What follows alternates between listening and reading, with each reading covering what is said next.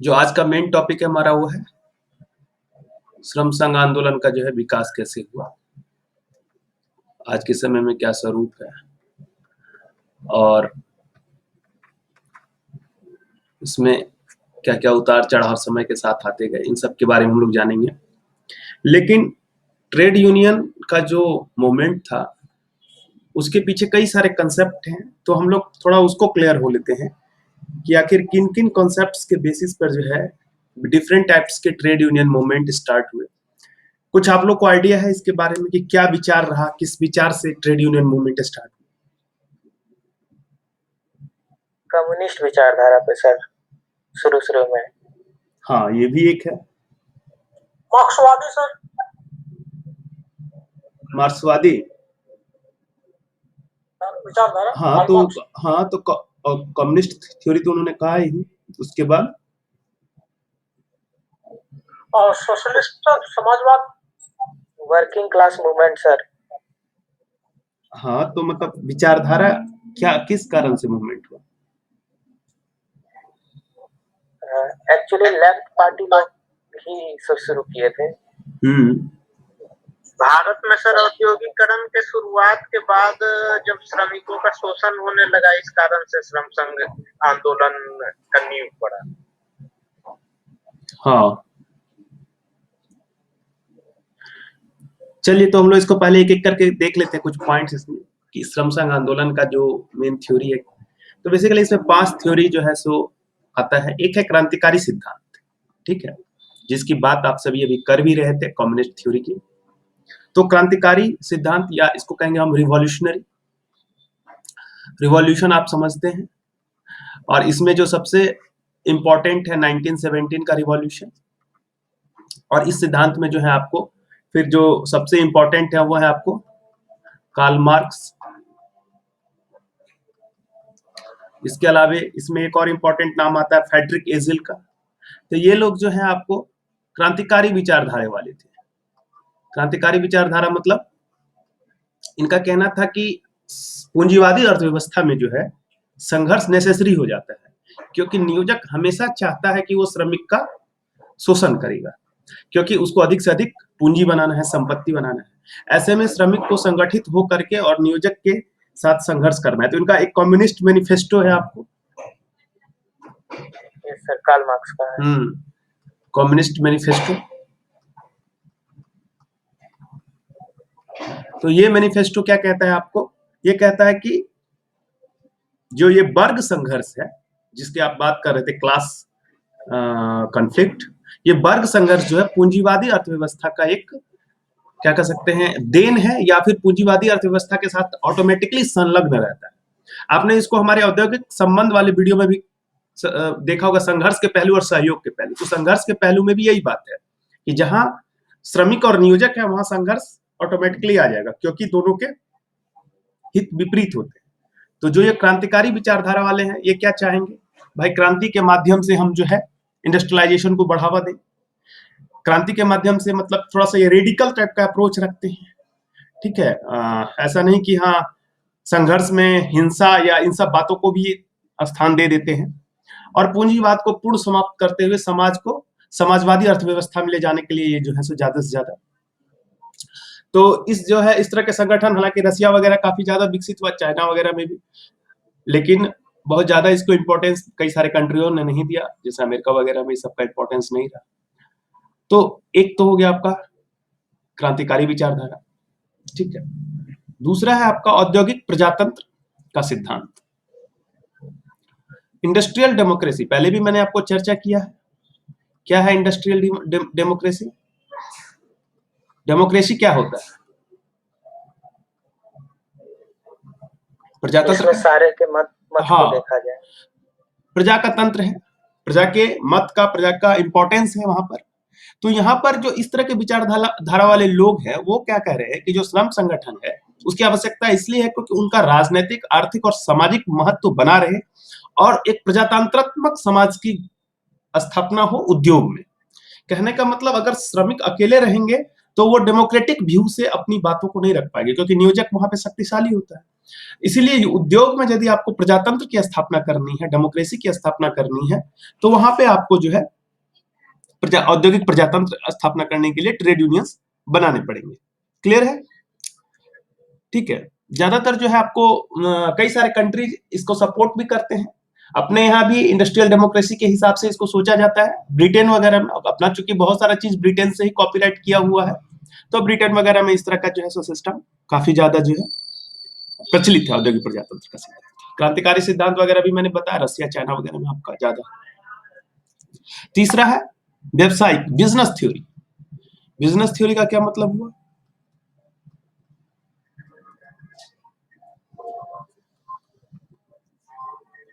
तो business theory कहता है कि जो श्रम संघ होते हैं, ट्रेड यूनियन होते हैं, वो एक शक्ति संतुलन का काम करते हैं। ठीक है, शक्ति संतुलन माने पावर बैलेंस। नियोजक ज्यादा मनमानी नहीं कर सके, नियोजक तो शक्तिशाली है ही, लेकिन वो ज्यादा मनमानी ना कर सके, उसके शक्ति को बैलेंस करने का प्रयास करते हैं। और उन दोनों के शक्ति में फिर जब बैलेंस ठीक से नहीं होता तो सरकार देखती है, एक तीसरा पक्ष भी आता है। तो श्रमिक अपना प्रभाव बढ़ाने की दृष्टि से जो है संगठन की सदस्यता को ग्रहण करते हैं और संगठित होकर के नियोजकों के साथ मिल करके कलेक्टिव बार्गेनिंग के मेथड से, या वर्कर्स का पार्टिसिपेशन होता है मैनेजमेंट में, और इस तरीके से जो है सो वो अपने हिस्सेदारी को जो है सो प्रॉपर वे में रखते हैं और बैलेंस्ड वे में अपने पूरे सिस्टम को, जो उनका औद्योगिक इंडस्ट्रियल रिलेशन, उसको लेके चलते हैं। तो इस कॉन्सेप्ट का मीनिंग समझ में आ गया आपको? क्रांतिकारी सिद्धांत में जहां की एक रेडिकल थॉट है, वहां पे विचारधारा है कि नहीं, हमको समाजवादी समाज की स्थापना करनी है, पूंजीवाद में संघर्ष होना ही होना है। औद्योगिक प्रजातंत्र जो है वो संघर्ष की बात नहीं कर रहा है, वो कह रहा है कि अगर आपको इंडस्ट्रियल डेमोक्रेसी बनानी है तो आपको वहां पर श्रमिकों को भी संगठित होना पड़ेगा, वहां उनको अपनी शक्ति अर्जित करनी पड़ेगी, ताकि दोनों और उनकी बातों को सुना जा सके। और व्यवसायिक सिद्धांत क्या कहता है? ये थोड़ा सा कॉमर्शियल तरीके से सोचता है कि यहाँ पावर बैलेंस की बात है। और यहाँ पर जो है इस तरह का जो थॉट है, आपको व्यवसायिक सिद्धांत वाला ज्यादातर आपका यूएसए वगैरह में जो है इस तरह के थॉट, विचारधारा ज्यादा प्रभावी है श्रम संगठनों में, व्यवसायिक सिद्धांत वाला। एक उसके बाद है सामाजिक और मनोवैज्ञानिक सिद्धांत। तो इन लोगों का क्या कहना है? जो श्रमिक है वो समाज का हिस्सा है। ठीक है, जिस प्रकार से नियोजक समाज का हिस्सा है, उसी प्रकार से श्रमिक भी समाज का हिस्सा है। उसकी अपनी मानवीय आवश्यकता है, उसकी अभी जो इनर वांट्स है, अंदर की जो फीलिंग है, इच्छाएं है, उसकी संतुष्टि आवश्यक है। और उन सबकी पूर्ति के लिए, अपने हितों के संरक्षण के लिए और अपने आत्मसंतुष्टि और अपने विचार को प्रकट करने के लिए, इन सब बातों के लिए श्रमिकों का एकत्रित होना आवश्यक है। यानी कि ये साइकोलॉजिकल थॉट्स पे ज्यादा इंपॉर्टेंस देते हैं, सोशल एंड साइकोलॉजिकल पर, कि सामाजिक रूप से उनको अपना एक बढ़िया स्थान मिलेगा अगर वो संगठित होकर के नियोजकों के साथ मिल करके बराबरी से काम करेंगे। एक तो ये फायदा होगा। दूसरा, फिर साइकोलॉजिकली उनको जो है सो साइकोलॉजिकल फुलफिलमेंट होगा, मानसिक रूप से उनकी जो स्थिति बेहतर होगी, सामाजिक और मानसिक रूप से। तो ये सिद्धांत जो है सोशल एंड साइकोलॉजिकल थ्योरी। और उसके बाद जो है सो एक आधुनिक सिद्धांत है। ये इन चारों में किसी से भी स्टिक नहीं होता है, चिपक नहीं जाता है। वो कहता है कि भैया समाज में जो भी श्रमिक आंदोलन होता है वो परिस्थितियों पर निर्भर करता है, कार्य की दशाओं पर निर्भर करता है। समाज में परिवर्तन के साथ उसमें बदलाव होते रहता है, कोई जरूरी नहीं कि हमेशा एक ही जैसा हो। वो कई सारे बातों पर निर्भर करेगा। उसका नियोजक कैसा है, नियोजक का व्यवहार कैसा है, या फिर वो डिपेंड करता है सरकार किस प्रकार से इन चीजों में इंटरेस्ट लेती है, पॉलिटिकल पार्टियां कैसे इस बातों को इंटरेस्ट लेती हैं। तो कई सारे बातों पर वो निर्भर करता है आंदोलन। इसलिए हम ये नहीं कह सकते कि कोई एक बात से ही वो जुड़ा हुआ है। तो ये आपको आधुनिक सिद्धांत जो है, इसमें खास करके आधुनिक सिद्धांत का जो सबसे जोरदार पक्ष रखते हैं या सबसे ज्यादा तारीफदारी करते हैं समाजशास्त्री, उनका नाम है पर्लमैन। तो वो कहते हैं कि ये कोई एक फिक्स थ्योरी नहीं है, हर एक तरह की बातों को मिला करके आंदोलन का जो रूप होता है, वो कार्य उनका जो स्वरूप होता है, उनमें हमेशा समाज के साथ परिवर्तन होते रहता है, कार्य की दशाओं के साथ चेंजिंग आते रहता है। ठीक है, तो ये कुछ इंपॉर्टेंट थ्योरी है जो ये बताते हैं कि श्रम आंदोलन क्यों शुरू होते। अब हम बात करते हैं हमारे देश के श्रम आंदोलन की हिस्ट्री की, कि कैसे कैसे इसका विकास हुआ है। मेन इंपॉर्टेंट पॉइंट देखेंगे, बहुत सारी बातें हैं और वो उतना ना तो हमारे आपके लिए याद रखना संभव है एग्जाम के पॉइंट ऑफ व्यू से, और ना उतना आवश्यक है। ठीक है, आपको कभी भी पूछेगा तो लॉन्ग आंसर में एक पूछेगा श्रम संघ का इतिहास, तो आपको जो मेन पॉइंट्स है उसको ध्यान पे रखना है और लॉजिकल पॉइंट्स को समझना है कि कैसे कैसे डेवलप हुआ है। ठीक है, तो होप कि आपको ये स्लाइड दिख रहा होगा। अब इसमें ऐतिहासिक विकास को हम लोगों ने बेसिकली 3 हिस्सों में बांटा है। एक आपका है फर्स्ट वर्ल्ड वॉर से पहले, दूसरा है फर्स्ट वर्ल्ड वॉर से लेकर के इंडिपेंडेंस तक, और तीसरा आपका इंडिपेंडेंस के बाद। और फिर इस हिस्से को भी अलग अलग तरीके से, चूंकि श्रम संघ अधिनियम 1926 में आया था, तो श्रम संघ अधिनियम आने के पहले की स्थिति और फिर सेकेंड वर्ल्ड वॉर शुरू होने के बाद जो है उससे पहले की स्थिति 1927 से और सेकेंड वर्ल्ड वॉर से लेकर के स्वतंत्रता प्राप्ति तक का बीच का थोड़ा सा पीरियड, और लास्ट में फिर, तो ये 3 हिस्से में बेसिकली ब्रॉडली हम इसको बांटते हैं। प्रथम विश्व युद्ध से पहले, प्रथम विश्व युद्ध से स्वतंत्रता तक और स्वतंत्रता के बाद की स्थिति। ठीक है,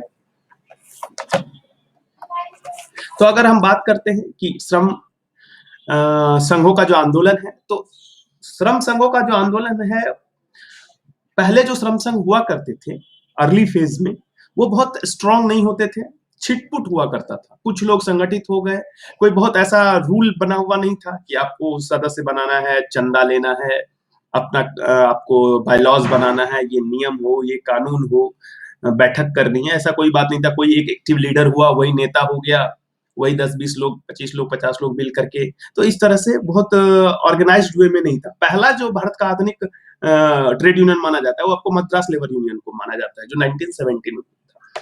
ठीक है, तो प्रारंभ में कई तरह के जो है सो, अब चूंकि ये बात तो हम लोग क्लियर है ही कि श्रम संघ बनने का जो सबसे मेजर रीजन है वो है आपको मजदूर वर्ग का उदय। तो मजदूर वर्ग का उदय कब हुआ? औद्योगिकरण के बाद। तो औद्योगिकरण के बाद जो है, तो औद्योगिकरण के बाद जो है श्रम संघ बनना प्रारंभ हुए, चूंकि एक जगह हित उनका आपस में मिलने लगा। तो उस प्रारंभ में कई तरह के कारखाने वगैरह आए, सूती वस्त्र का था, जूट उद्योग था, इस तरह का कई सारा कारखाना था। अब इन कारखानाओं में जो काम कर रहे थे, खास करके वस्त्र उद्योग वगैरह कारखानाओं का आप बहुत सारा कहानी सुने होंगे, हिस्ट्री वगैरह में भी पढ़े होंगे। उस समय वर्कर का जो कंडीशन था बहुत खराब था, बहुत निम्न दशाओं में वो कार्य करते थे। बहुत कम मजदूरी मिल रहा है, बेगार खटवा रहे हैं लोग उनसे, कम मजदूरी नहीं भी मिल रही हो, कार्य का घंटा बहुत ज्यादा है, उनको छुट्टी वगैरह का कोई सुविधा नहीं है। उनका जो फिजिकल कंडीशन था कार्य का, एकदम गंदा सा कोठली है, धूप नहीं आ रहा, लाइट नहीं आ रहा, अंधेरे में काम कर रहे हैं जैसे तैसे, कोई देखने वाला नहीं था, क्योंकि कोई ऐसी रेगुलेटिंग बॉडी नहीं थी। तो स्थितियां उनकी बहुत ही दयनीय थी। तो धीरे धीरे कुछ समाज सेवियों को जो है सो लगने लगा कि नहीं, ये इतनी दयनीय स्थिति में वर्कर काम कैसे करेंगे। तो उन्होंने धीरे धीरे आवाज उठाना शुरू किया, और 1875 में जो है आपको सोरानजी शाहपुर जो है, उन्होंने सरकार को चिट्ठी वगैरह लिखा, अपने लेख वगैरह में सरकार का जो है सो ध्यान आकर्षित किया श्रमिकों की दुर्दशा की तरफ, कि श्रमिकों की स्थिति जो है सरकार ध्यान दे, वो काफी खराब है, नियोजक उनका जो शोषण करते हैं, मानवीय दशाओं का पालन नहीं होता है। और फिर धीरे धीरे श्रमिकों में भी एग्रेशन आने लगा, और इस एग्रेशन का परिणाम हुआ कि 1877 में आपको पहला हड़ताल जो है एम्प्रेस मिल्स नागपुर में श्रमिकों के द्वारा किया गया। उसका जो मेन रीजन था वो था निम्न मजदूरी। उनको जो वेज दिया जा रहा था, उनको वो काफी कम दिया जा रहा था, जिससे उनका गुजारा उस समय अब जो भी रेट रहा हो नहीं चल पा रहा था। तो ऐसी स्थिति में उन्होंने जो है सो इकट्ठा होकर के हड़ताल किया, अपने हितों को मजबूत करने के लिए आवाज बुलंद किया। उसके बाद उस समय और कई सारे छोटे मोटे हड़ताल वगैरह हुए, बातें स्ट्रांग हुई, और फिर जैसा कि आपको पता है कि कारखाना अधिनियम 1881 में बना। हालांकि इस अधिनियम के बनने में ट्रेड यूनियन का बहुत इंपॉर्टेंट रोल नहीं है। यह अधिनियम जो है आपको सूती वस्त्र उद्योग जो था आपका ब्रिटेन में, लंकाशायर, वहां के जो नियोजक थे बेसिकली, उन्होंने सरकार को प्रेशर किया ब्रिटेन की तर्ज पर जो है सो भारत में भी आपको कारखाना अधिनियम एक लाया जाए, क्योंकि यहाँ पे सस्ता हो जाता था मटेरियल। तो मेन रोल तो उनका था, लेकिन इस तरह के जो हड़ताल या इस तरह की जो समस्याएं थी, सरकार का उस समय जो समाज सेवी ध्यान आकर्षित कर रहे थे, तो वो भी एक की रोल जो है सो आया। कारखाना अधिनियम पहला बना उस समय, उसमें कई सारे प्रावधान आए। आप फैक्ट्री एक्ट वाली मेरी वीडियो में जाकर उसको फिर डिटेल देख सकते हैं। उसके बाद फिर 1890 में आपको बम्बई हैंडमिल एसोसिएशन बना। इसी के बारे में कल आप लोग में से किसी ने पूछा था, फिर रात में मैंने देखा था कुछ बुक्स में, तो आपको बताया था। तो ये जो आपको बना था लोखंडे साहब के जो है सो प्रयास से बना था पहली बार, और उनको जो है सो भारत में श्रम आंदोलन का जो है सो पिता के रूप में भी इसलिए जाना जाता है। उन्होंने दिन बंधु पत्रिका जो है, जिसमें कि वर्कर वगैरह के मुद्दों को काफी ज्यादा जोर शोर से उठाया जाता था, और पहला जो बॉम्बे हैंडमिल एसोसिएशन एक तरह से कह सकते हैं पहला ऑर्गेनाइजेशन था, वो सूती वस्त्र कामगारों के हितों के संरक्षण के लिए, उसकी आवाज को नियोजकों और सरकार तक पहुंचाने के लिए, उनकी समस्याओं को सरकार के सामने रखने के लिए उन्होंने इसको बनाया 1890 में। उसके बाद फिर 1897 में एक भारत बर्मा जो है, भारत और बर्मा, बर्मा जिसको आज के समय हम लोग म्यांमार कहते हैं, तो उनके जो रेलवे सेवक थे, जो कि रेलवे कनेक्टिविटी ब्रिटेन ने उस समय जो डेवलप कर रखी थी, तो उनके बीच जो वर्कर्स थे उनका एक संयुक्त जो है सो ऑर्गेनाइजेशन सोसाइटी बना। उसी प्रकार से समय के साथ और भी कई यूनियन बने, कुछ इंपॉर्टेंट हम लोग 1905 में कलकत्ता प्रिंटर संघ बना, 1907 में आपको कलकत्ता व मद्रास में डाकतार कर्मचारियों का संघ बनाया गया। ये सब छोटे छोटे लोकल स्थानीय संघ की तरह थे। 1908 में बंबई में एक बहुत बड़ा हड़ताल हुआ, सामूहिक हड़ताल हुआ, इसमें आम आदमी भी शामिल हुए और ये हड़ताल का बहुत इम्पैक्ट पड़ा आपको आने वाले समय में। श्रम आंदोलन को इससे बहुत ज्यादा आपको पावर मिला, क्योंकि उस हड़ताल में जन सामान्य भी शामिल हुए थे। उसी तरह 1909 में कामगार हितवर्धक सभा का गठन किया गया। 1910 में सोशल सर्विस लीग करके एक संगठन बना, जिसने श्रम आंदोलन में अपना महत्वपूर्ण भूमिका अदा किया। और इस सब के आंदोलन के बाद फिर और भी कुछ सुधारों के साथ 1911 में फिर से कारखाना अधिनियम को जो है सो अमेंडमेंट करके संशोधन करके लाया गया। तो ये कुछ जो है सो स्थितियां थी 1914 से पहले, 1914 से पहले कई तरह के जो है सो उस समय समस्याएं थी। ब्रिटिश सरकार का चूंकि दमनकारी नीति होता था, ब्रिटिश सरकार में ज्यादातर नियोजक भी जो है वो ब्रिटिशर्स ही होते थे, तो नियोजक चूंकि ब्रिटिशर्स थे तो इसीलिए ब्रिटिश सरकार दमन करती थी श्रमिकों का। नियम कानून आपको इस समय कैसे कैसे लेबर एक्ट वगैरह आए हैं वो हमारे लेबर हिस्ट्री वाले चैप्टर में आप देख सकते हैं या वीडियो में। जैसे कि आपको कॉन्ट्रैक्ट का ब्रीच हो जाए, अगर आपका समझौता टूट गया तो जो वर्कर है उसको पनिशमेंट दिया जाएगा, इस तरह के जो है सो बातें आती थी। तो सरकार का जो है सो नियम कानून भी उस समय नियोजकों के पक्ष में ही रहता था, तो इसीलिए असंतोष काफी ज्यादा था औद्योगिक श्रमिकों में। और उनको लगने लगा कि नहीं भाई, हम जब तक कलेक्टेड नहीं होंगे, जब तक संगठित नहीं होंगे, तो फिर जो है सो मेरा जो है सो हित पूरा नहीं होगा। ज्यादातर जो इसमें ट्रेड यूनियन बने उस समय वो परोपकारी संगठन की तरह थे, बहुत ज्यादा एग्रेसिव थाउट नहीं था उस समय ट्रेड यूनियंस में, क्योंकि रशियन रिवॉल्यूशन के पहले का ये सारा पॉइंट्स था, तो इसलिए बहुत ज्यादा उनमें एग्रेशन नहीं था। सामूहिक रूप से वो वर्कर्स नियोजक के खिलाफ एकजुट होकर के अपने मांगों को रखने का प्रयास करते थे शांतिपूर्वक। तो ये कुछ था। उसके बाद फिर फर्स्ट वर्ल्ड वॉर के बाद आपको, और उसके बाद से लेकर स्वतंत्रता तक में कई 3 हिस्से में मैंने जैसे बताया आपको कि एक तो 1926 में आपका ट्रेड यूनियन एक्ट आता है। तो ट्रेड यूनियन एक्ट आने के पहले की कुछ बातें और फिर उसके बाद। तो हमने बताया आपको कि उस समय जो है सो कई सारे स्थितियां बदली ग्लोबल सिनेरियो में। रूसी क्रांति का जो प्रभाव है साम्यवादी विचारधारा का, वो एक सबसे बड़ा इंपॉर्टेंट रोल प्ले किया आपको श्रमिकों को एकत्रित होने में, एकजुट होने में। उसके अलावा भारतीय स्वतंत्रता आंदोलन में भी श्रमिकों की अहम भूमिका रही, किसानों का और श्रमिकों का कई सारा मोमेंट में जो है सो रोल प्ले किया। और जो आंदोलन के उस समय के लीडर्स थे उनको भी लगा कि श्रमिकों के नाम पर इनको इकट्ठा करें ताकि ये हमारे आंदोलन में सहयोग करेंगे।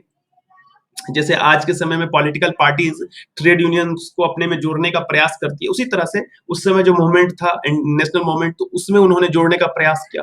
तो उससे भी जो है श्रमिकों का जो आंदोलन था उसको बल मिला। उसके बाद आपको आईएलओ का भी एग्जिस्टेंस 1919 में आता है, तो वो भी जो है सो एक बहुत बड़ा रोल प्ले किया आपको इस मूवमेंट में, श्रमिकों को उनके आवाज को बुलंद करने में। हमेशा से आईएलओ वकालत करता है कि हर किसी को जो है सो आप श्रमिक को एक कमोडिटी की तरह, वस्तु की तरह नहीं देख सकते। उसका फिलाडेल्फिया का चार्टर क्या है आपको मैंने कई बार बताया है, जाकर देख भी सकते हैं आप डिटेल। तो उसको कमोडिटी की तरह नहीं मानना है, हर किसी के ह्यूमन वांट्स का जो है सो फुलफिलमेंट होना चाहिए। अगर कहीं भी नहीं होगा तो फिर संघर्ष जो है, अशांति व्याप्त होगी, और उनको अपने पॉइंट्स, अपने बात रखने का पूरा अधिकार होना चाहिए। तो ये सब बातों का जो है सो प्रभाव आंदोलनों पर पड़ा।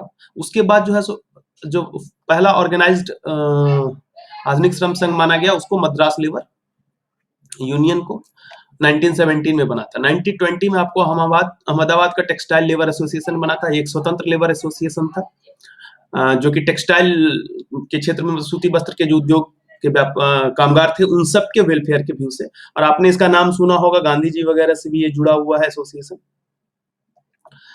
अहमदाबाद में हाँ, उस सब में फिर जाते थे गांधी जी कलेक्टिव बार्गेनिंग करने के लिए। तो फिर ये all India trade union Congress की स्थापना, कल के क्लास में मैंने आपको सेंट्रल ट्रेड यूनियन का डिटेल्स बता दिया ऑलरेडी, इसमें हम लोग डिटेल नहीं जाएंगे। तो करीब 1920 में जो है आपको ऑल इंडिया ट्रेड यूनियन की कांग्रेस की स्थापना ही उसी समय पहली बार हुई थी, all India trade union Congress की एटक की। उस समय करीब 64 उस समय छोटे छोटे श्रम संघ थे जो इससे जुड़े, यानी कि पहला चूंकि ये यूनियन था अपने इंडिया का बड़ा यूनियन पूरे देश स्तर पर, तो इससे 64 छोटे-छोटे श्रम संघों ने मान्यता प्राप्त किया। लगभग 1.5 लाख सदस्य उस समय इसके हुए थे। प्रथम अध्यक्ष इसके लाला लाजपत राय जी को बनाया गया था। उस समय कई सारे बड़े-बड़े नेता सी.आर. दास, वल्लभ भाई पटेल, सुभाष चंद्र बोस, मोतीलाल नेहरू, ये सब जो है सो इसके जो है सो लीडर वगैरह थे। तो इन सब ने जो है सो इसमें काफी इंपॉर्टेंट रोल प्ले किया। इन्होंने इस संगठन को मजबूत करने का प्रयास किया पूरे देश स्तर पर। कारण यह था कि पूरे देश स्तर पर अगर यह संगठन मजबूत होता तो श्रमिकों के आवाज को हर जगह हम पहुंचा सकते थे। और दूसरा सबसे बड़ी बात थी कि जो कांग्रेस के लीडर थे उनका एक अपना पर्सनल मोटो ये था कि भाई हम वर्कर्स को जोड़ करके रखें ताकि हमको जरूरत पड़ने पर जो है सो श्रम संघ का सहयोग आंदोलन में मूवमेंट में भी प्राप्त होता रहे। क्योंकि वर्कर वर्ग एक ऐसा वर्ग है कि अगर उसको सही से समझा दिया तो जहां लड़ने के लिए ले चले वो तैयार रहता है हमेशा। और इस समय फिर उसके बाद इन श्रम संघों के बनने से और ये all India trade union Congress वगैरह के बनने से फिर श्रमिकों को एक बल मिला। और उस समय उन्होंने कई तरह के जैसे लगभग आंकड़ों के हिसाब से 400 कार्यबंदी हड़ताल वगैरह उन्होंने लगभग उस 1921 में किया था। 6 लाख कामगार लगभग उसमें शामिल हुए थे। 70 लाख श्रम दिवस की उस समय हानि हुई थी। तो उन्होंने जो है सो प्रोटेस्ट करना जो है स्टार्ट कर दिया, अपने हितों को सुरक्षित करना शुरू कर दिया था। 1925 तक लगभग 167 श्रम संघ जो छोटे बड़े बनाए जा चुके थे आपको अपने अपने हिसाब से। उस समय वामपंथ के विचारधारा का भी बहुत ज्यादा प्रभाव पड़ा। चूंकि 1917 में मैंने बताया कि जो रूसी क्रांति हुई उसके बाद वामपंथी विचारधारा धीरे धीरे पूरे विश्व में प्रसारित होने लगी। तो कुछ जो इसमें इंपॉर्टेंट लीडर थे जैसे कि एस.एस. डांगे थे बंबई के, उनकी पत्रिका थी सोशलिस्ट, जिसके माध्यम से वे अपने समाजवादी विचार को प्रसारित करते थे। उसी तरह मुजफ्फर अहमद थे कलकत्ता के, उनकी अपनी पत्रिका थी जनबानी। तो ये भी इस कम्युनिस्ट थॉट को जो है सो लोगों तक पहुंचाने का प्रयास करते थे। और इसके बाद धीरे धीरे इस विचारधारा का प्रभाव इतना पड़ा कि इन्होंने अपना एक अलग संघ भी बनाया समाजवादी विचारधारा से प्रभावित, गिरनी कामगार यूनियन बंबई में, जो कि मुख्य रूप से इसी थॉट पर बेस्ड था जो क्रांतिकारी विचारधारा मैंने बताया। और उसके बाद फिर 1926 में आकर के एक व्यापक परिवर्तन होता है, एक बड़ा चेंज आता है। और ये बहुत ही इंपॉर्टेंट चेंज था 1926 में इन ट्रेड यूनियन एक्ट का आना। क्यों इंपॉर्टेंट मैं बता रहा हूं इसको? इसलिए बता रहा हूं कि ब्रिटेन में जो है आपको औद्योगिक क्रांति कब हुई थी बताइए? 1917 ब्रिटेन में आपको जब औद्योगिक क्रांति हुई थी उसके काफी समय बाद इंडिया में औद्योगिक क्रांति शुरू हुई। और ब्रिटेन में उस समय से इस तरह के अधिनियम की मांग हो रही थी। और ब्रिटेन का अधिनियम बनने के कुछ ही वर्षों बाद इंडिया में यह अधिनियम आ गया। तो कहने का मतलब कि जो संघर्ष ब्रिटेन के वर्कर ने इतने दिनों तक लड़ा वो इंडिया को उसको फायदा मिला, इंडिया के वर्कर्स को। और बहुत जल्दी उनका ट्रेड यूनियन, और सबसे बड़ी बात कि उससे पहले ट्रेड यूनियन एक्ट के आने से पहले यदि कोई 4 वर्कर मिल करके इस बात पर विचार करते हैं कि हमारा मालिक जो हमें पैसा नहीं देता है और हमको जो है सो सही सुविधाएं नहीं दे रहा है, हम हड़ताल में जाएंगे और भी वर्कर्स को अपने साथ जोड़ेंगे, तो उसके लिए फिर उसको जो है षड्यंत्र का दोषी मान करके उस समय जो आईपीसी सीआरपीसी का सेक्शन लागू होता था उनको लगा करके उनको जो है सो, तो इस तरह का समस्या था कि श्रमिकों को एकत्रित नहीं होने देते थे नियोजक, क्योंकि उनके पास शक्ति थी, वो प्रभावित कर सकते थे सिस्टम को। लेकिन ये एक्ट आने के बाद पहली बार ऐसा हुआ कि श्रमिकों को एकत्रित होने का जो है सो मौका मिला। और षड्यंत्र का जो आपराधिक दोष उन पर लगता था कि वो षड्यंत्र कर रहे हैं मिल को चलाने से रोकने के लिए और भी बातों के लिए, उस आपराधिक दोष से या दीवानी जो उसका होता है सिविल लॉ या क्रिमिनल लॉ, इन सब से उनको मुक्ति मिली। तो एक बहुत इंपॉर्टेंट है। उसके बाद सबसे बड़ी बात आई कि रजिस्ट्रेशन। अब तक जो भी श्रम संघ थे वो थे, लेकिन कितने हैं नहीं है कहाँ है इसकी बात जो है बहुत क्लियर नहीं थी। अब वो रजिस्ट्रेशन की बात होने लगी, रजिस्ट्रेशन होता तो फिर उनकी संख्या और उनका एक आइडेंटिटी, ये सारी बातें उसके साथ जुड़ गई। तो एक बहुत बढ़िया स्टेप हुआ सरकार, खास करके ब्रिटिश सरकार ने ही यह स्टेप लिया कि ट्रेड यूनियन एक्ट को 1926 में फाइनली ले आया। अब इस एक्ट के आने के बाद फिर सब चेंजेज होना शुरू हुआ। जैसे ही एक्ट आया तो उसके बाद पंजीकरण शुरू हो गया श्रम संघों का, उन्होंने अपना रजिस्ट्रेशन शुरू किया। तो 1927-28 में लगभग 29 ट्रेड यूनियन रजिस्टर्ड थे, बढ़ते बढ़ते 38-39 तक लगभग 550 के आसपास 529 ट्रेड यूनियन जो है सो आपको रजिस्टर्ड हो गए। ईयर बाय ईयर इसमें चेंजेस आने लगा। लेकिन 1927 से 38 के बीच जो सबसे एक इंपॉर्टेंट पॉइंट रहा वो हो रहा कि आंदोलन में फूट। अब हुआ क्या कि एक होता ही है किसी भी आंदोलन को जब आप आगे बढ़ाएंगे तो आगे चल के कुछ दिनों के बाद, ये स्वाभाविक सी बात है हर एक आंदोलन के साथ, कुछ दिनों के बाद विचारधारा में बदलाव आता है। अब विचारधारा में बदलाव आने के बाद वो आंदोलन में टूट वगैरह आराम से दिखता है।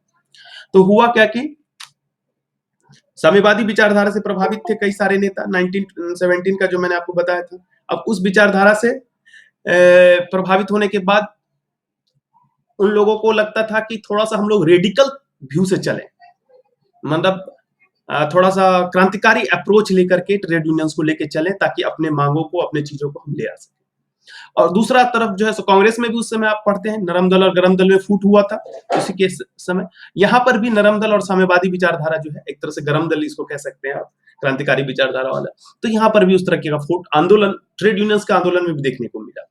तो फिर 1929 में जो है all India trade union Congress से फूट करके नरम दल वालों ने इंडियन ट्रेड यूनियन फेडरेशन को जो है सो बनाया, या नेशनल ट्रेड यूनियन फेडरेशन भी इसको कहते हैं। तो इंडियन ट्रेड यूनियन फेडरेशन जो है आपको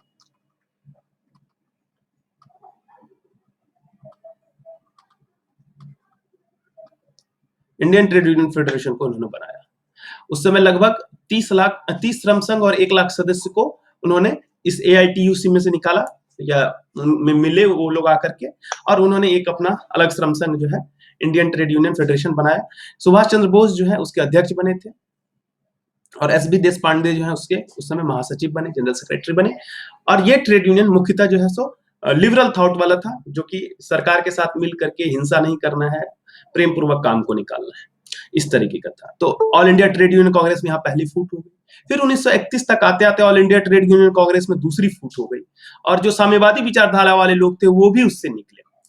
हालांकि नरम दल वाले ने अलग बनाया, बावजूद इसके कुछ लोग ऐसे थे जो न्यूट्रल अप्रोच वाले थे, लेकिन जो एकदम से रेडिकल अप्रोच वाले थे उन्होंने अपना एक अलग यूनियन बना दिया, रेड ट्रेड यूनियन कांग्रेस। ठीक है, तो ये एक अलग ट्रेड यूनियन बन गया, यानी कि AIT all India trade union Congress में 2 फूट हो गया। एक तो आपको इंडियन ट्रेड यूनियन फेडरेशन बन गया, और एक रेड ट्रेड यूनियन कांग्रेस बन गया। ये दोनों आपको अलग अलग ईयर में 29 में आपको ये, और 31 में ये आपको बन गया। इसके बाद जो है सो उस समय कुछ स्वतंत्र संघ भी थे, जैसे कि इलाहाबाद का, जैसे मैंने आपको बताया था कि इलाहाबाद टेक्सटाइल लेबर एसोसिएशन करके था, ये आपको बिल्कुल ही स्वतंत्र संघ था। ऑल इंडिया रेलवे फेडरेशन था, ये आपको बिल्कुल स्वतंत्र संघ था। तो ये लोग कुछ स्वतंत्र संघ भी उस समय थे। हालांकि ये जो विभाजन हुआ, तो निश्चित रूप से बहुत सारे जो उस समय के लीडर थे, दूरदर्शी लोग थे, वो जानते थे कि यह विभाजन जो है सो बहुत सही नहीं है। तो मैं कह रहा था कि उस समय जो ट्रेड यूनियन था आपको, उसमें आपको all India trade union Congress जो 1920 में बना था, उसमें 2 टूट हो गया। 29 में आपको जो है so Indian trade union federation हो गया, और 31 में जो है so all India trade union Congress से आपको रेड ट्रेड यूनियन कांग्रेस। देखिए ये चैप्टर बहुत ही बोरिंग है, लेकिन मैं उसको सिंपल तरीके से चाह रहा हूं आपको बता दूं, वरना आप किसी भी बुक, किसी भी नोट, किसी भी किताब से पढ़ेंगे आपको मन नहीं लगेगा समझने में। तो थोड़ा सा खाली ध्यान देकर सुनिएगा, एक सीक्वेंस मन में बैठ जाएगा, फिर आप नोट बना लीजिएगा, ठीक है। और उस समय कई सारे स्वतंत्र संघ भी थे, all India Allahabad textile labour association था, ऑल इंडिया रेलवे फेडरेशन था, इस तरह के कई इंडिपेंडेंट संघ थे जो किसी संघ का हिस्सा नहीं थे, बड़े महासंघ का। तो उस समय तक अब कितने महासंघ हो गए आपको? तो उस समय 3 महासंघ हो गए। All India trade union Congress तो ऑलरेडी था ही, और उससे 2 अलग अलग फूटे, इंडियन ट्रेड यूनियन फेडरेशन और आपको रेड ट्रेड यूनियन कांग्रेस। तो ये 3 महासंघ उस समय जो है आपको एग्जिस्ट करने लगे। कब? 1927 के बाद। हालांकि मैंने बताया कि इस विभाजन से कई सारे जो उस समय के दूरदर्शी नेता थे, लीडर थे, उनको लगा कि नहीं ये सही नहीं हुआ। तो फिर उन्होंने जो है, जिसमें आर गोखले, बीबी गिरी का नाम आपने सुना होगा, काफी महत्वपूर्ण नेता है आपको श्रमिक आंदोलन में, MN जोशी, दीवान चमनलाल, ये सब कुछ नेता थे जिन्होंने प्रयास करना शुरू किया कि नहीं फिर से जो है ये ट्रेड यूनियन जो है वापस एकजुट हो जाए। तो मैंने आपको बताया कि 1932 और 1933 में जो है आपको एकता सम्मेलन का आयोजन किया गया, जिसका उद्देश्य था कि हम इन यूनियन को, जो कि इनसे अलग हो गए हैं, उनको एक साथ वापस ले आए। उसके बाद फिर इसी के उद्देश्य से उन्होंने 1933 में एक अलग यूनियन बनाया, नेशनल लेबर फेडरेशन, जिसमें उद्देश्य किया गया कि ये तीनों आकर के मर्ज कर जाए। ठीक है, तो नेशनल लेबर फेडरेशन का इन्होंने एक कॉन्सेप्ट रखा, जिसमें कि पूरे देश में एक ही लेबर फेडरेशन, बड़ा सा महासंघ। और इनके प्रयास के बाद 34 में जो है आपको RTUC जो था, रेड ट्रेड यूनियन कांग्रेस, वो आपको आकर के मिल गया, यानी AITUC और RTUC अब हो गए 1934 में एक। अब आगे बचा रह गया कौन वाला? ये इंडियन ट्रेड यूनियन फेडरेशन, जो कि बीबी गिरी के प्रयास से फिर वो भी 1940 में मिल गया। और 35 में जो है भारत सरकार का अधिनियम जब आया तो विधानसभा में श्रमिकों के प्रतिनिधि के लिए विशेष श्रम संघ निर्वाचन क्षेत्र जो है बनाया गया, और एक बहुत बड़ी उपलब्धि थी श्रमिकों के लिए, क्योंकि उनके लिए अपना अलग स्पेशल निर्वाचन क्षेत्र बना। उस समय कई सारे औद्योगिक विवाद जो है सो हुए, और औद्योगिक विवाद में लगातार बढ़ोतरी भी होती रही, जैसे जहां की 1927 में 129 कार्यबंदी और 20 लाख श्रम दिवस जो है सो नष्ट हुआ था, वही बढ़ करके 1937 में करीब 379 कार्यबंदी और 90 लाख श्रम दिवस जो है उस समय नष्ट हुए। श्रम दिवस नष्ट का मतलब समझ रहे हैं आप लोग? नहीं सर। श्रम दिवस नष्ट होने का मतलब होता है कि जैसे कि मान लीजिए हड़ताल और तालाबंदी के समय जो कि श्रम दिवस को जो नष्ट होता है सर, वो हाँ वही मैं बता रहा हूँ कि जैसे कि मान लीजिए कि सपोज कीजिए आज एक दिन का हड़ताल हुआ, ठीक है, एक दिन का हड़ताल हुआ पूरे देश में, ठीक है, और पूरे देश में आज एक दिन में मान लीजिए 10 लाख वर्कर काम करते, 10 लाख वर्कर को काम करना था, और ये हड़ताल एक दिन का बढ़ करके 5 दिन हो गया, तो टोटल 5 गुने 10 lakh, per day 10 lakh worker काम करते और 5 दिन हड़ताल हुई तो 50 लाख श्रम दिवस की हानि हुई। एक दिन में 10 लाख श्रम दिवस की हानि हुई और टोटल 5 दिन मिलाकर के 50 लाख श्रम दिवस की हानि हुई। मतलब एक वर्कर जो एक दिन में काम करेगा वो एक श्रम दिवस हुआ। तो उस हिसाब से क्लियर हो गया? जी सर। ठीक, वर्कर का एक दिन का काम का नष्ट होना वही श्रम, हाँ श्रम दिवस का नष्ट होना हो गया। उसके बाद 39 से 47 तक इसमें भी कई सारे चेंजेस आए। सेकेंड वर्ल्ड वॉर शुरू हो गया था। अब उस समय क्या हुआ कि जैसे ही सरकार युद्ध में घुस गई, इंडस्ट्री वगैरह को छूट भी मिल गई, और चूंकि डिमांड वगैरह बढ़ गया, और कई तरह की समस्याएं होने लगी, तो सप्लाई डिमांड का जो बैलेंस खराब हुआ तो महंगाई बढ़ी, नियोजक मनमाना ढंग से वसूलने लगे पैसा, और महंगाई बढ़ी, साथ ही साथ जो वर्कर्स थे उनको देखने वाला कोई नहीं था, तो उनका भी शोषण बढ़ा, क्योंकि दाम कम करने का प्रयास करते थे नियोजक, उनको कच्चा माल वगैरह मिलने में महंगा मिलता था, तो चाहते थे कि श्रमिक का वेज कटौती करके वगैरह हम अपना सस्ता करें मटेरियल को। तो ये सब चलते श्रमिक आंदोलन उस समय और भी तेज होने लगा, चूंकि श्रमिकों के साथ जो और महंगाई बढ़ने का प्रभाव श्रमिकों पर भी पड़, चुकी वो भी समाज का हिस्सा है। 1946-47 तक जो है सो उसके बाद फिर पंजीकृत श्रम संघों की संख्या बढ़कर के 1833 हो गई थी, और कुल सदस्यता जो है करीब 13 लाख तक हो गई थी। सारे रजिस्टर्ड ट्रेड यूनियन जोड़ करके 13 लाख वर्कर्स की संख्या हो गई थी, यानी रजिस्ट्रेशन जो है वर्कर्स का ट्रेड यूनियन का वो बढ़ता गया 1926 एक्ट के तहत। 1941 में जो है आकर के आपको कुछ जो अतिवादी नेता थे, एक्सट्रीमिस्ट थे, उन लोगों ने जो है सोचा कि नहीं, सरकार जो है उसका साथ देना चाहिए हम लोग को, इसमें क्या कहते हैं फर्स्ट वर्ल्ड वॉर में। कुछ लोगों का मानना था कि हमको फर्स्ट वर्ल्ड वॉर में साथ नहीं देना है, जिसमें खास करके जो all India trade union Congress के लीडर लोग थे उस समय, जो कि all India trade union Congress उसमें फिर से मर्ज करके, मैंने बताया कि सब मिल गए थे, एक जगह हो गए थे, साम्यवादी वाले भी और नरम दल वाले भी। तो ऑल इंडिया ट्रेड यूनियन, समझ लीजिए सारी बातें पैरेलल चल रही थी उधर, जैसे कांग्रेस में हुआ था।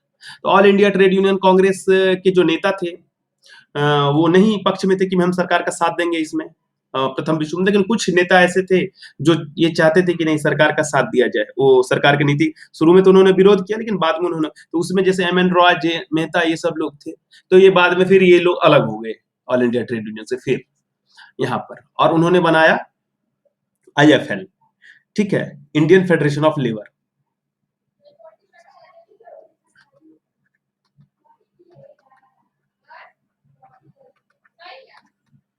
इंडियन फेडरेशन ऑफ लेबर, ठीक है, इन्होंने ILF बनाया। करीब 300 उस समय ट्रेड यूनियन छोटे छोटे थे, वो इनके साथ आ गए, और लगभग 3 लाख मेंबर जो है इनके साथ आ गए, और इन्होंने अपना एक अलग ट्रेड यूनियन बनाया जो कि अलग विचार रखता था AITUC से। उसके बाद फिर उस समय उनका अध्यक्ष जो है सो जमुना दास मेहता को बनाया गया, महासचिव जो है सो MN रॉय को बनाया गया। बाद में जो है सो ILF को जो है युद्ध में सरकार की नीति का समर्थन किया, तो उनको प्रतिनिधि महासंघ का मान्यता भी ब्रिटिश सरकार ने औपचारिक रूप से दे दिया कि भाई हमारा जो भी ट्राइपार्टाइट कंसल्टेशन होगा उसमें हम ILF के प्रतिनिधियों को रखेंगे। 1946 तक जो है करीब 1629 कार्यबंदी और 1.2 करोड़ से अधिक श्रम दिवस की जो है सो हानि हो चुकी थी। और भी ईयर बाय जिसका आंकड़ा है उतना सारा आपके लिए याद रखना भी संभव नहीं है। तो समय के साथ जो है कार्यबंदी, तालाबंदी, हड़ताल जो भी है वो सब बढ़ता गया। तो कार्यबंदी में मतलब दोनों आ गया, तालाबंदी और हड़ताल भी। तो करीब वो आपको 1.2 करोड़ श्रम दिवस से अधिक का श्रम दिवस का हानि जो है उस पीरियड में हुआ था। इसके बाद जो है श्रम आंदोलन आपको आजादी के बाद एक अलग तरीके से चला। अब जैसा कि हम लोग कल डिस्कस भी किए थे, 1942 में हालांकि एक बहुत इंपॉर्टेंट पॉइंट जो है यहाँ पर आता है कि भारतीय श्रम सम्मेलन की स्थापना होती है इंडियन लेबर कॉन्फ्रेंस की, और इसी बार जो है एक अस्थायी श्रम समिति का गठन किया जाता है। यानी सरकार जो है यहाँ पर आकर के त्रिपक्षीय निकाय बनाने का जो है प्रयास शुरू कर देती है, ताकि श्रमिकों के साथ मिलकर के, नियोजक के साथ मिलकर के हम जो है सो एक बेहतर तरीके से इंडस्ट्रियल रिलेशन को लेकर चले। हालांकि उस समय के आने के बाद धीरे धीरे फिर तो आजादी का मोड़ आ गया, और आजादी के बाद फिर चीजें बदलने लगी। आजादी के बाद फिर 1947 के बाद क्या हुआ, श्रम संघों की संख्या में बढ़ोतरी हुई। हालांकि ये बढ़ोतरी शुरू में हुआ, लेकिन बाद में फिर धीरे धीरे आपको घटने लगा। इसका कई कारण है। आज के समय में ट्रेड यूनियन का संख्या पहले के रिस्पेक्ट में, जैसे कि 1947 में करीब 28,000 ट्रेड यूनियन था आपको, और फिर वो घटते घटते 5 लाख के आसपास, 6 लाख के आसपास गया। अब घट करके फिर यहाँ आप देख रहे हैं 2000 में वर्कर्स यूनियन जो है वो करीब आपको 41,000 है, जो कि 5-6 लाख 7 लाख तक चला गया था बीच में आपको। 2000 के आसपास जो है करीब 6.5 लाख, 6.6 लाख जो है ट्रेड यूनियन था 2000 में आपको, 2000 के पहले। उसके बाद घटने लगा 41,000 करीब आप देख रहे हैं। अब धीरे धीरे 11,556 रजिस्टर्ड ट्रेड यूनियन जो वर्कर यूनियन, आपको ये लेटेस्ट रिपोर्ट है आईएलओ का कह रहे हैं, सॉरी, लेबर ब्यूरो का। तो ट्रेड यूनियन के जो मेंबर रजिस्टर्ड है ये 2013 तक ही अपडेटेड है। तो 11,556 ट्रेड यूनियन रजिस्टर्ड है। उन्होंने जो रिटर्न फिल किया उसके हिसाब से फिर उन्होंने दिया है। तो रिटर्न तो मैंने बताया भी था कि ट्रेड यूनियन का एक सबसे बड़ा प्रॉब्लम होता है, रिटर्न वगैरह फिल नहीं करते हैं, काफी कम परसेंटेज में रहता है, 15%, 10%। आप देख सकते हैं 11,000 ट्रेड यूनियन में मात्र 2500 ट्रेड यूनियन ने अपना रिटर्न फाइल किया है। लगभग 2500 चौका 10,000, लगभग 25% की रेंज में। एम्प्लॉयर यूनियंस का संख्या है, हालांकि अपने कंसर्न का नहीं है अभी। तो श्रम संघों की संख्या में जो है सो समय के साथ बढ़ोतरी होती गई, बहुत सारे छोटे छोटे श्रम संघ बन गए। ये श्रम संघों की संख्या में बढ़ोतरी होने के बाद छोटे छोटे श्रम संघ बनने के बाद फिर क्या हुआ, केंद्रीय महासंघ या केंद्रीय महासंगठनों का जो है सो एक बड़ा सा विस्तार होने लगा। और इसके बारे में भी मैंने आपको कल के वीडियो में पूरी डिटेल से बताया था, सेंट्रल ट्रेड यूनियन के बारे में, कि अपने यहाँ जो है सो 2002 में लास्ट टाइम वेरिफिकेशन हुआ है, जिस समय क्या था कि 5 लाख जिसकी सदस्यता हो, कम से कम 4 राज्य में उसका जो है सो विस्तार हो, और 4 उद्योग में जो है उसका संलग्नता हो, तो उसको जो है सो सेंट्रल ट्रेड यूनियन के काउंटिंग के लिए रखा गया, वेरिफिकेशन के लिए। और उसमें वेरिफिकेशन करने के बाद 12 सेंट्रल ट्रेड यूनियन ऑर्गेनाइजेशन चिन्हित किए गए, जिनकी सदस्यता 5 लाख से ज्यादा थी, 4 राज्य में ज्यादा वो विस्तृत थे, और 4 उद्योग या उससे ज्यादा उद्योगों में वो थे। तो उसका मैंने आपको कल डिटेल बता ही दिया था। बीएमएस था आपका, इंटक था, ठीक है, एआईटीयूसी था, हिंद मजदूर सभा आपका, C2 हो गया, उसके बाद यूटीयूसीएलएस, उसके बाद आपको trade union centre, trade union coordination centre TUCC हो गया, उसके बाद AICCTU हो गया, LF हो गया, आपको UTUC हो गया, उसके बाद आपको NFITU-DHN सेवा हो गया। तो इस तरह से आपको जो है सो ये 12 सेंट्रल ट्रेड यूनियन जो है सो मजबूत ट्रेड यूनियन के रूप में उभरे। जबकि आजादी के समय जो है आपको केवल 2 केंद्रीय महासंघ जो है सो थे। कौन कौन से आजादी के टाइम, कौन कौन से थे? इंटक नहीं था, इंटक तो आजादी के लास्ट में बनना शुरू हुआ था basically. All India trade union Congress था, हाँ, AITUC था। और इसमें से मैंने अभी बताया ना कि कुछ लोग जो है सो उस समय द्वितीय विश्व युद्ध का समर्थन करने के लिए अलग हो गए, जिसमें MN रॉय वगैरह जो है सो मेन लीडर थे, जमनालाल थे। इन सब ने अलग होकर के अपना एक जमनालाल मेहता, तो इन सब ने अलग होकर के अपना एक पार्टी बनाया था, इंडियन फेडरेशन ऑफ लेबर, जिसको कि बाद में ब्रिटिश सरकार ने मान्यता भी दी। अभी तो हम लोग चर्चा किए इस पर। तो ये 2 पार्टी जो है तो उस समय आपको थी। और ये जो 12 ट्रेड यूनियंस है, इनका इंटरनेशनल कनेक्शन भी है, जिसमें HMS, इंटक और सेवा, इन तीनों को जो है so international trade union confederation का जो है सो मेंबर बनाया गया है ये लोग। और all India trade union Congress जो है वो वर्ल्ड फेडरेशन ट्रेड यूनियन का मेंबर है, जो सबसे ये पुराना ट्रेड यूनियन है आपके कंट्री का। तो ये कई तरह के महासंघ वगैरह बने। ट्रेड यूनियंस ने अपने कार्य भी जो है सो बढ़ाए, क्षेत्र उनका दायरा बढ़ा, सरकार के साथ कई सारी चीजों में सहयोगात्मक रूप से उन्होंने जो है सो रोल प्ले करना शुरू किया। जैसे इंडियन लेबर कॉन्फ्रेंस है, भारतीय श्रम सम्मेलन, भारतीय श्रम सम्मेलन जो होता है वो आपको ये क्वेश्चन है। आवाज आ रही है कि नहीं की? हाँ, एक क्वेश्चन है। अच्छा, एम.एन. रॉय का बार-बार जिक्र हो रहा है। ये एम.एन. रॉय वही पर्सन है जो कॉन्स्टिट्यूशन असेंबली के लिए उन्होंने डिमांड किया था? एम.एन. रॉय तो हमने जो पढ़ा है आपको इकोनॉमिक्स में, और यहाँ पे हमको लगता है कि वही होंगे, और तो कोई एम.एन. रॉय नहीं है अलग। पॉलिटी में वही था जो कॉन्स्टिट्यूशन हाँ असेंबली के उन्होंने डिमांड किया था। हाँ, और कोई एम.एन. रॉय नहीं है, वही है। ठीक है।